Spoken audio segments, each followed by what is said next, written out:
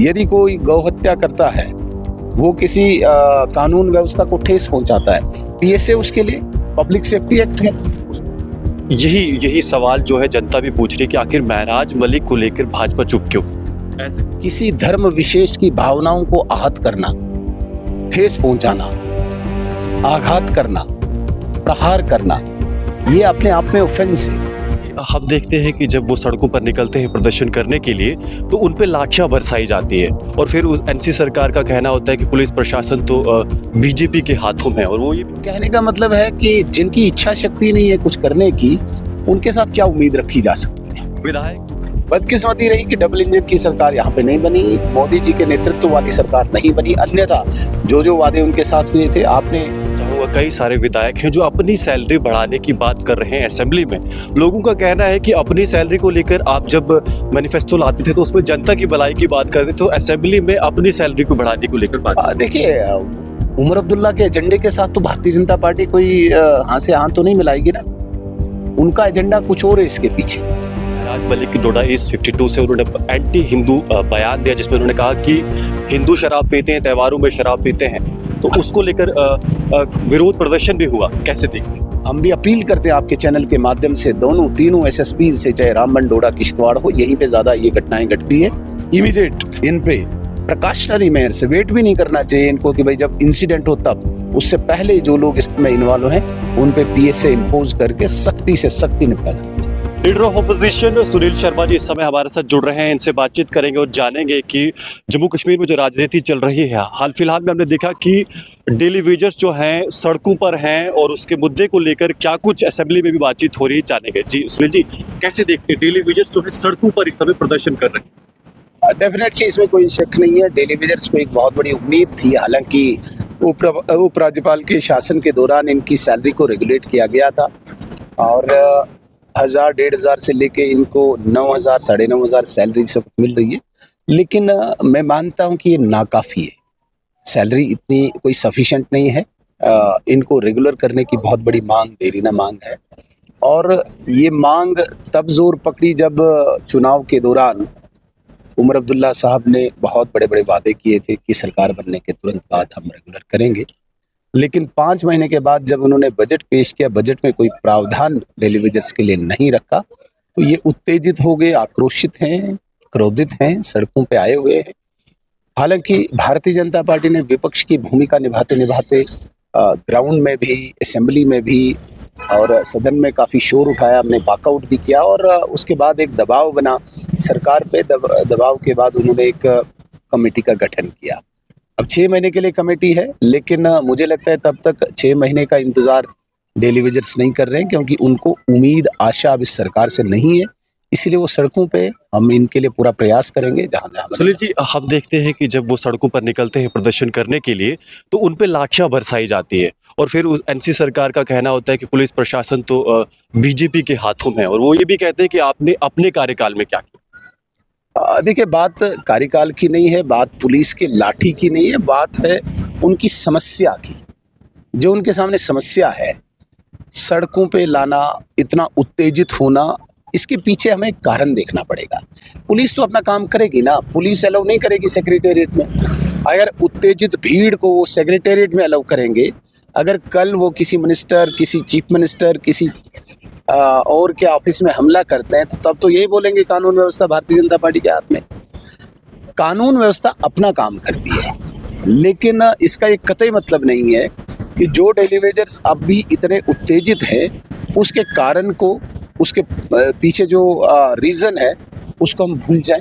सबसे पहले जो रीज़न ये है कि आपने उनके साथ वादे किए थे और वो झूठ निकले, इनके साथ धोखा हुआ, इनके साथ फरेब हुआ, इनके साथ मजाक हुआ, इनके परिवारों के साथ धोखा हुआ, इसलिए ये उत्तेजित है। सवाल पुलिस की लाठी का नहीं है। मैं ये भी जानना चाहूँगा, कई सारे विधायक हैं जो अपनी सैलरी बढ़ाने की बात कर रहे हैं असेंबली में। लोगों का कहना है कि अपनी सैलरी को लेकर आप जब मैनिफेस्टो लाते थे तो उसमें जनता की भलाई की बात करते, तो असेंबली में अपनी सैलरी को बढ़ाने को लेकर बात। देखिए, वो तो एक सेपरेट थिंग है कि भाई असेंबली में कुछ विधायक सैलरी बढ़ाने की बात करते हैं, उस पे भी कमेटी बनी है। मैं तो मानता हूँ ये सरकारी कमेटी सरकार है, हर चीज़ में कमेटी बनी है वो क्या अपना वो डिसीजन देंगे वो अलग चीज़ है। सवाल वो नहीं है, सवाल है डेली वेजर्स का या आम लोगों का जिनके साथ वादे किए थे।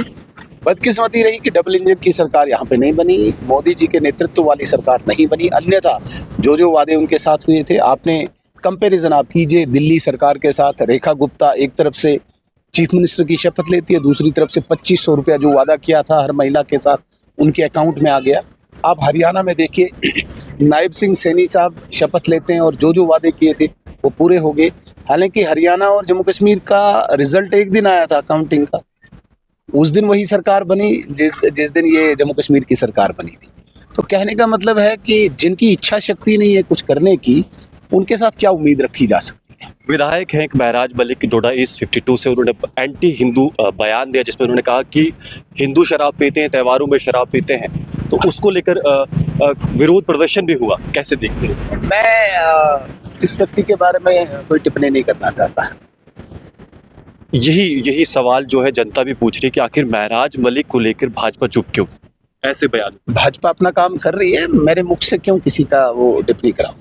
चलिए, मैं रिजर्वेशन को लेकर भी लगातार जो है कमेटीज बनाई जा रही हैं, लेकिन कुछ रिजल्ट जो है देखने को नहीं मिल रहा है। युवा जो है, एस्पिरेंट्स जो हैं, जो मेहनत करते हैं, उनका सवाल है कि आखिर सरकार या फिर ओपोजिशन जो है, दोनों इस मुद्दे को गंभीरता से नहीं ले रहे। रिजर्वेशन के मुद्दे को जो उस पर कमेटी बनी है, rationalisation of reservation, Bharatiya Janata party ये स्पष्ट करती है आपके चैनल के माध्यम से भी, तमाम ऐसे वर्ग जो पीड़ित हैं, जो वंचित हैं, जो शोषित हैं, ऐसे कोई भी सेक्शन ऑफ द सोसाइटी जो डिप्राइव्ड है, भारतीय जनता पार्टी उनके साथ है। इस कमेटी के साथ हैं आपकी? रैशनलाइजेशन होनी चाहिए रिजर्वेशन? नहीं, रैशनलाइजेशन किस बात की कह रहे हैं? मैं कह रहा हूं जो डिप्राइव्ड है, जो पीड़ित हैं, जो वंचित हैं, जो शोषित हैं, उनके साथ कोई भी ज्यादती, किसी भी किस्म की नाइंसाफी या अन्याय भारतीय जनता पार्टी अलाउ नहीं करेगी। इसमें जो भी सेक्शन आता है, अब सरकार कौन सी कमेटी बनाती है, हम सरकार के साथ क्यों रहे? हम विपक्ष में हैं। उमर अब्दुल्ला के एजेंडे के साथ तो भारतीय जनता पार्टी कोई हाथ से हाथ तो नहीं मिलाएगी ना। उनका एजेंडा कुछ और है, इसके पीछे उनको पीड़ा कुछ और है, उनको दर्द कुछ और है, इसलिए हम उनके साथ क्यों रहें?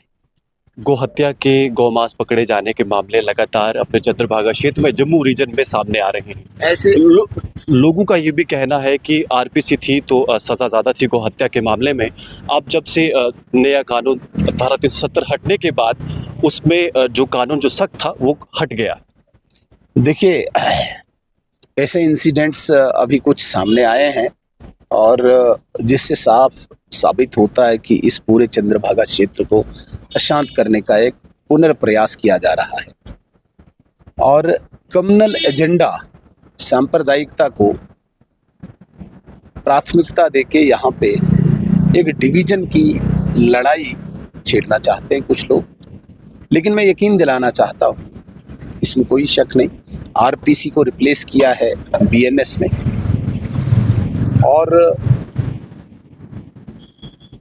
जो प्रावधान इस वक्त पूरे देश में है, जो कानून इस वक्त पूरे देश में है, वो यहाँ पे भी है। लेकिन क्या इस समाज में केवल कानून पे ही हम सब छोड़े? नहीं, प्रश्न ये उठता है कि जो गौ हत्यारे हैं, जो इस चीज़ की स्मगलिंग करते हैं, उनके मन में डर ही नहीं है। वो पकड़े जाते हैं, कानून सख्त नहीं है तो छूट जाते हैं। मैं इसीलिए कह रहा था ना, कुछ तो सामाजिक लाभ ही होते हैं। किसी धर्म विशेष की भावनाओं को आहत करना, ठेस पहुंचाना, आघात करना, प्रहार करना, ये अपने आप में ऑफेंस है। और मुझे लगता है कि ये एक सामाजिक तौर पे, अगर सामाजिक दृष्टि, सामाजिक नज़रिए से भी देखें, ये वहाँ पे भी अलाउ नहीं किया जाएगा। लेकिन ये इसमें कोई शक नहीं, आरपीसी को रिप्लेस किया है बीएनएस ने और जो कानून पूरे देश में इस वक्त, वो यहाँ पे भी, हम तो ये कहते हैं कि पूरे देश में एक किस्म का कानून है।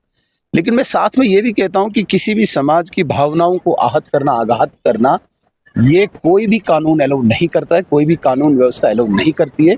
जहाँ पे नुक्स अमन को खतरा होता है, सवाल ऐसा पैदा होता है, यदि कोई गौ हत्या करता है, वो किसी कानून व्यवस्था को ठेस पहुंचाता है, पीएसए उसके लिए पब्लिक सेफ्टी एक्ट है, उसे कोई रोक नहीं सकता है। लेकिन ये डिपेंड करता है लोकल एडमिनिस्ट्रेशन पे। जब उन्हें लगे कि भाई इस प्रकार के सेक्शंस को इम्पोज करना चाहिए, मुझे लगता है कि करना चाहिए और पुलिस को इसमें सख्ती बरतनी चाहिए।